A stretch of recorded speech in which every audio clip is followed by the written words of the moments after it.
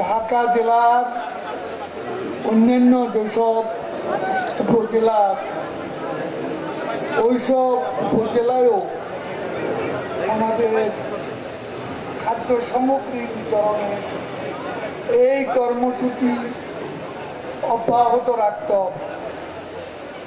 একদিকে বৈশ্বিক সংকট, তার প্রতিক্রিয়া, অন্যদিকে আজকের এই তাণ্ডব বাংলাদেশে কোটা আন্দোলনের উপর ভর করে রাজনৈতিক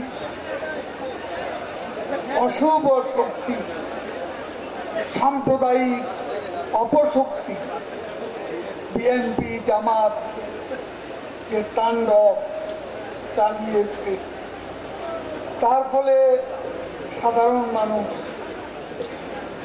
খেটে খাওয়া মানুষ কষ্ট পাচ্ছে, নিম্ন আয়ের মানুষ কষ্ট পাচ্ছে। এদেরকে সাহায্য করা বঙ্গবন্ধু থেকে শেখ হাসিনা আমাদের ঐতিহ্যেরই এটা অংশ। বিপদে সাধারণ মানুষের পাশে দাঁড়ানো, ঝড়ে, জলোচ্ছ্বাসে, বন্যা, করোনা, আমরা মানুষের পাশে দাঁড়িয়ে আমাদের সেই ইতিহাস, সেই ঐতিহ্যের প্রমাণ দিয়েছি। এখনো আমরা মানুষের পাশে আছি। আজকে ঢাকা সিটিতে অসহনীয় যানজট। আজকে কেন এই যানজট? মেট্রো রেল নেই। যেই ধ্বংসলীলা মেট্রো রেলে 10 নম্বরে কাজীপাড়া, আজকে সেতু ভবন ধ্বংসপ্রাপ্ত। আজকে এলিভেটেডের টোল প্লাজা আগুনে কয়লা হয়ে গেছে।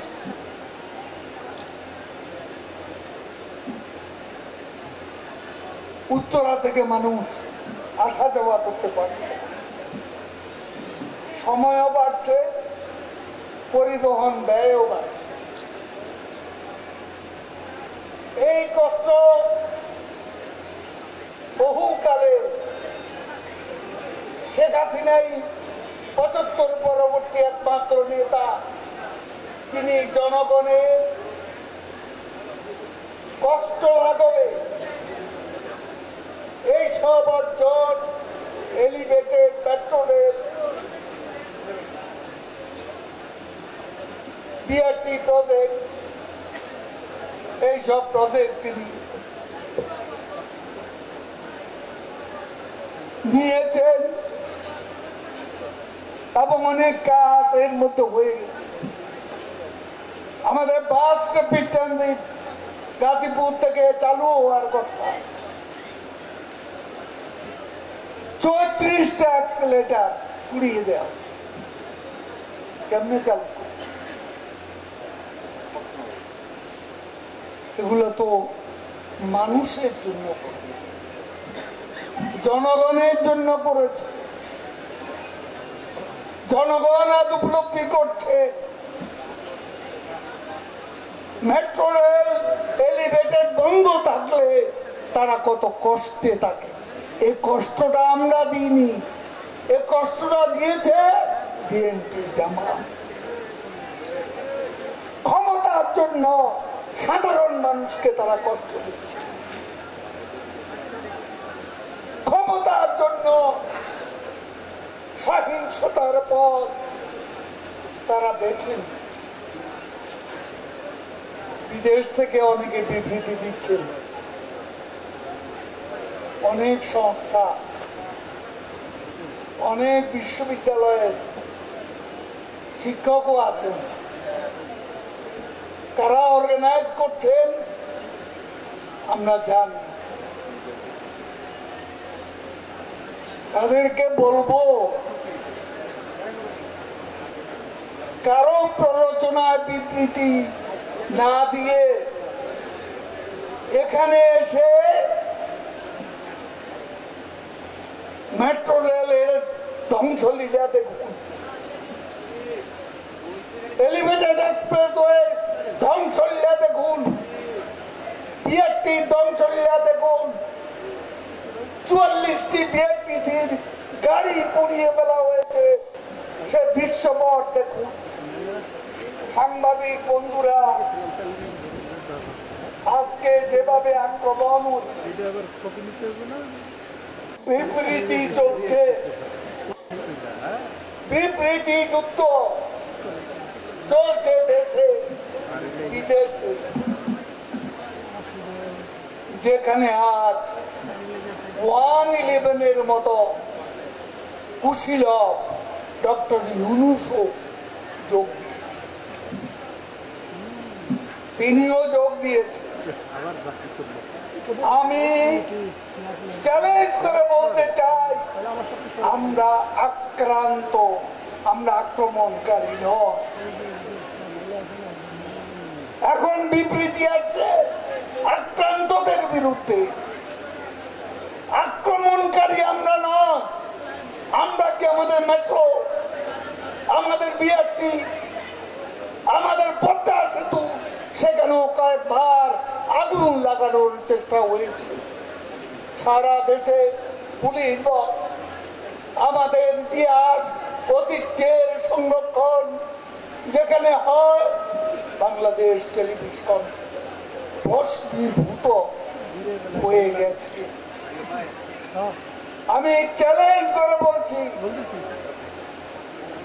এই কারফিউ দেওয়ার পর প্রধানমন্ত্রী শেখ হাসিনা এই সিদ্ধান্ত যখন দিলেন, সেনাবাহিনী নামলো। আজ কয়েকদিন আমি চ্যালেঞ্জ করছি, সেনাবাহিনী কোথাও একটা গুলিও ছোড়েনি, একটা গুলিও ছোড়েনি। অথচ অপবাদ দেওয়া হচ্ছে আমরা যেন হাজার হাজার মানুষ মেরে ফেলেছি। আজকে আমাদের মেরে ফেলা, আমরা তো গতকালও তালিকায় দেখেছি আমাদের 12 জন কর্মী, কি নির্যাতন। আজকে পুলিশকে মেরে গাছের সাথে ঝুলিয়ে রাখা হয়েছে, তার লাশ। গাজীপুরে উত্তরা জুয়েল মোল্লাকে হত্যা করে হাত পা বেঁধে রাস্তার উপর ফেলে রাখা হয়েছে। এগুলো করেছে আক্রমণকারীরা। আজকে অনেকে অনেক কথা বলেন, এখন ছাদ থেকে ফেলে দিয়েছে 15 জনকে। এইসব মৃত্যু কারা কারা দায়ী? শেখ হাসিনা যাচ্ছেন বিবেকের টানে, হৃদয়ের টানে, আপনাদের মতো মায়া কান্না করতে নয়, বিবেক আর হৃদয়ের টানে তিনি হাসপাতালে যাচ্ছেন। বঙ্গবন্ধু মানুষের জন্য যা করতেন, তার কন্যাও সেই সহানুভূতি নিয়ে আজকে যাচ্ছেন। আজ ওই মুহূর্তে গণভবনে তিনি নিহত আহতদের পরিবার পরিজনের সাথে মিলিত হয়েছেন এবং তাদেরকে কিভাবে সাহায্য করা যায় তাৎক্ষণিক সাহায্য করছেন এবং ভবিষ্যতে তারা যাতে সচ্ছলভাবে চলতে পারে সেই ব্যবস্থা করছে। এই কাজ তো বিএনপি করে না, ফখরুল পারে শুধু হঠাৎ করে অন্ধকারে ঢিল চলে। তারা আছে বিবৃতি রাজনীতি, তারা মানুষের কাছে যায় না। আমি ফখরুল সাহেবকে বলতে চাই, নিজ দলে লেলিয়ে দা সন্ত্রাসীরা যখন জামাতের দোসরদের সাথে নৃশংসভাবে মানুষ হত্যা করে, দেশের সম্পদ ধ্বংস করে, কর্তব্যরত পুলিশ বাহিনীর সদস্যকে হত্যা করে, এটা কি মানবিক? এটা কি মানবিক? মধ্যযুগীয় নির্মমতাকে হার মানিয়ে যখন আগুন সন্ত্রাসীরা লাশের উপরও নির্যাতন চালায়, ৭১ সেই বর্বরতা আবারও দেখাচ্ছে বিএনপি, জামাত, ৭১ শত্রুদেরই প্রেতাত্মায়, আনাদারদের প্রেতাত্মা।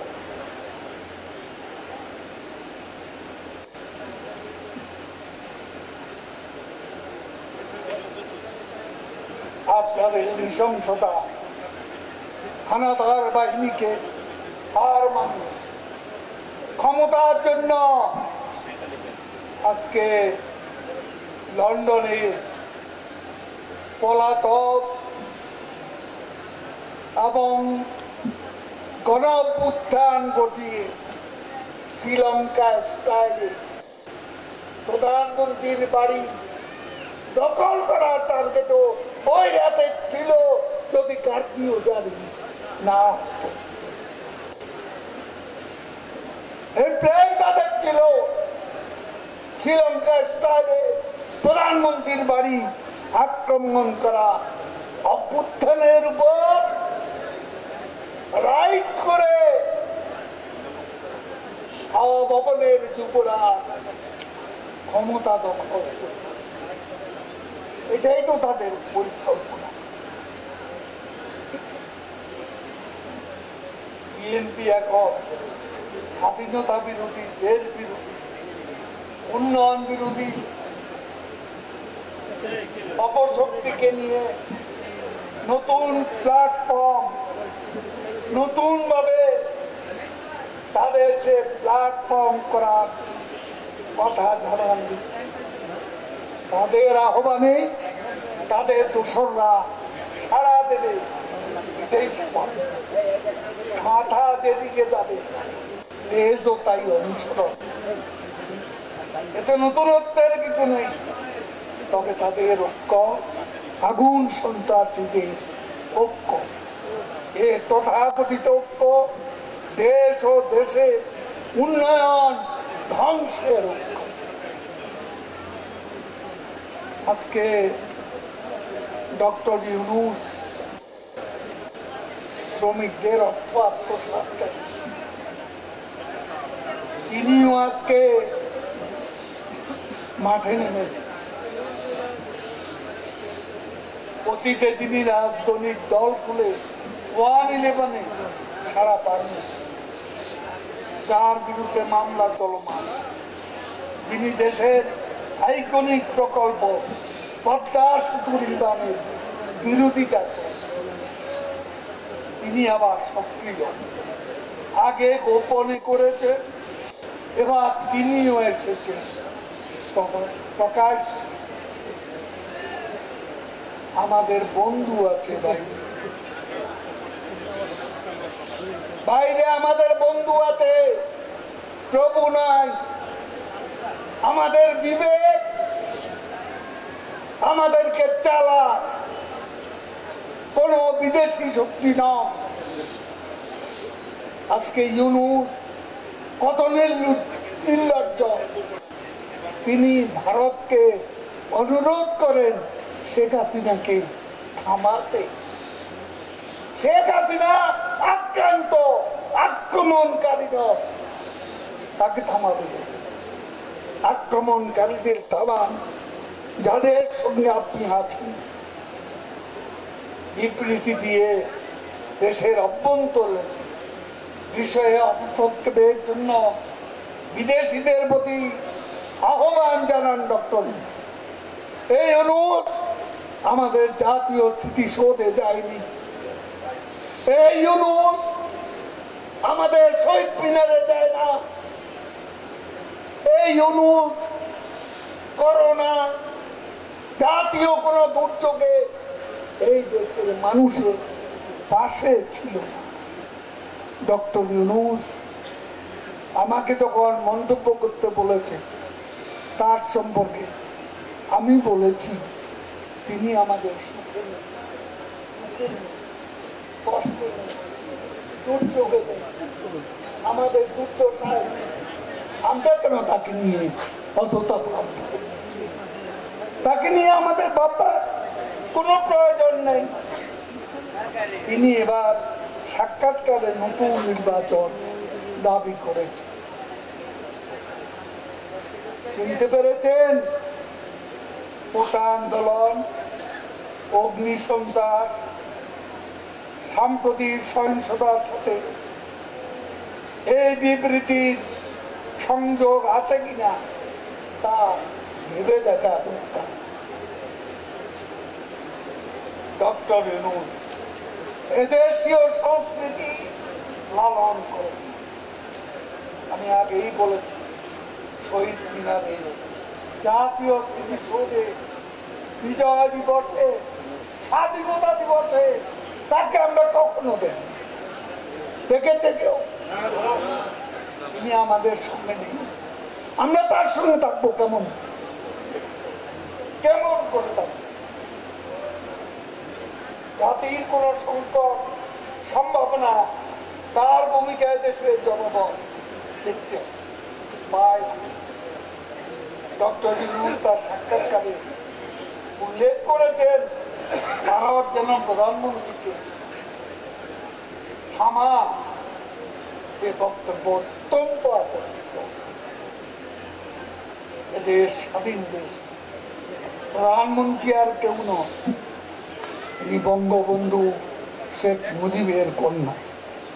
স্বাধীন সার্বভৌম দেশের প্রধানমন্ত্রীকে বোঝানো, কি বোঝাতে তিনি ভারতকে বলেছেন, খোলাসা করে ইউনূস সাহেব আপনি বলবেন কি?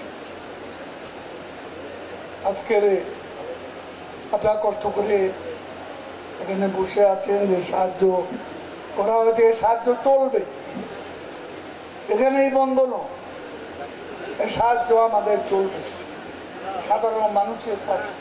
আমরা আছি, শেখ হাসিনা আছেন, থাকবেন, আমরাও তার সাথে। জয় বাংলা, জয়।